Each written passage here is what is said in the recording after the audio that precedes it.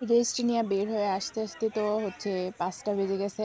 ৫টার সময় বাসা থেকে রওনা দিছি। ১ ঘন্টা লাগছে স্টেশনে এসে পৌঁছাতে। তো সন্ধ্যা হয়ে গেছে। তো ট্রেন আমি আজকে একটা আশ্চর্যজনক জিনিস দেখলাম। আমাদের বাড়ি থেকে হচ্ছে আব্দুলপুর স্টেশন হচ্ছে সবগুলা ট্রেন হচ্ছে আব্দুলপুর স্টেশন থেকে রাজশাহীর দিকে যায়। যেহেতু নাটোর থেকে কোনো ট্রেন ছিল না, তাই আমি বিকল্প হিসেবে আব্দুলপুর স্টেশনে আসি। আর আব্দুলপুর স্টেশনটা আমার অনেক, অনেক বেশি ভালো লাগে। যার কারণে আব্দুলপুর স্টেশনে আসা। আর অনেক ক্লান্ত সারাদিনে প্রচুর কাজ করতে হয়েছে, প্রচুর কাজ করছি। কাজ-টাজ করে আসলাম। আসার পরে স্টেশনে এসে দেখি এত পরিমাণ গরম আর চারিদিকে অন্ধকার হয়ে গেছে। অনেকদিন আগে আমি আব্দুলপুর স্টেশনে এসেছি। তাও দিনে, রাতে না। কেমন যেন উল্টাপাল্টা লাগছে। এখানে ভাঙ্গা, ওখানে নতুন করে করছে, ওখানে নতুন করে করছে এমন লাগছে।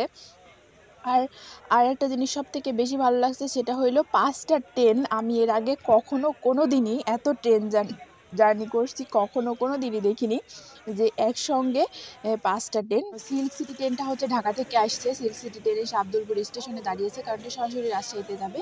তারপরে ৫ টা ট্রেন দাঁড়ানো দেখে কি আমার মন মানে যতই মন খারাপ থাকুক না কেন সবগুলো ট্রেনের হচ্ছে ভিডিও করে নিলাম। কারণ এটা একটা স্মরণীয় হয়ে থাকবে। একই মানে আলাদা, আলাদা হচ্ছে লাইন কিন্তু একই প্ল্যাটফর্মে এসে ৫ টা ট্রেন একসঙ্গে দাঁড়িয়েছে।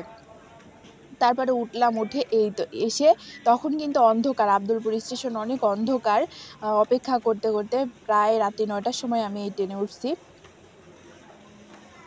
আর এটা হচ্ছে রাজশাহী স্টেশন, যেটা রাজশাহীর সবথেকে বড় উত্তরবঙ্গের সবথেকে বড় স্টেশন হলো রাজশাহী রেলওয়ে স্টেশনের প্ল্যাটফর্ম।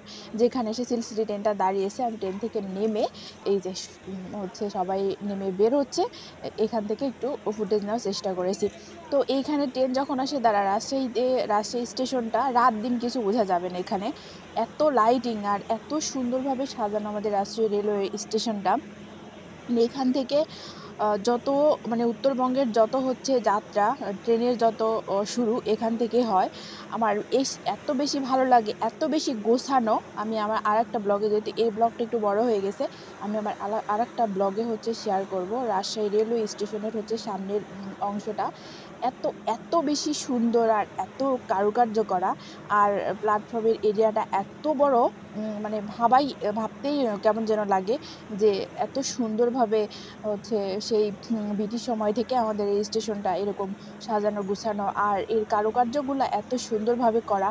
আর রাজশাহীতে মানে মানুষ বলতেই হচ্ছে উত্তরবঙ্গের সব মানুষই যাতায়াত করে এখান থেকে।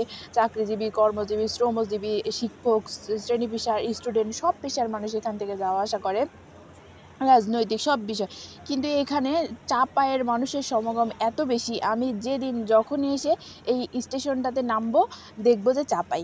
চাপায়ের মানুষ ছাড়া কথা বলতে গেলেও চাপাই। আর এই সোনামণিরা আমার মতো ব্যাগটা নিয়ে, বস্তা নিয়ে পড়ে গেছে বিপাকে। আমি তো কিছুই নিয়ে আসিনি, জাস্ট একটু খাবার নিয়ে এসেছি, তাই আমার কাছে ভারী লাগতেছে।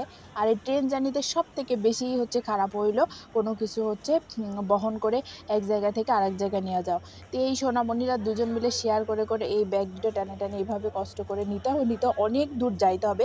কারণ যেখানে এসে ট্রেন দাঁড়িয়েছে এখান থেকে প্রায় ২ কিলো রাস্তা হেঁটে প্ল্যাটফর্মের বাহিরে আসতে হবে। তো আমি যেখানে চলে এসেছি আর রাজশাহী রেলওয়ে স্টেশনের একটা হচ্ছে খুব সুন্দর একটা দিক হলো এর ভিতরেই হোটেল আছে। হোটেল-মোটেল সবকিছু ভিতরে, রেস্টুরেন্ট ভিতরে। কারো যদি খুবই প্রবলেম হয় বা আ অনেক রাত্রি হয় বা কারো যাওয়ার কোনো জায়গা না থাকে তাহলে এখানে হচ্ছে হোটেলের রুম বুক করে এখানে থাকতে পারবে। এখানে খাওয়া-দাওয়ার সবকিছু ব্যবস্থা এখানে আছে। আর এখানের সিকিউরিটিটা দারুণ। যেখানে যাই হয়ে যাক না কেন, ঢাকা যে এত বড় একটা স্টেশন, বিমানবন্দর railway station, Kamalapur railway station, এই রাজশাহী রেলওয়ে স্টেশনের মতো এইরকম ব্যাপক ভিআইপি না। তো রাজশাহী রেলওয়ে স্টেশনে ভ্রমণ করার জন্য যদি কখনো কারো সুযোগ হয়, তাহলে এখান থেকে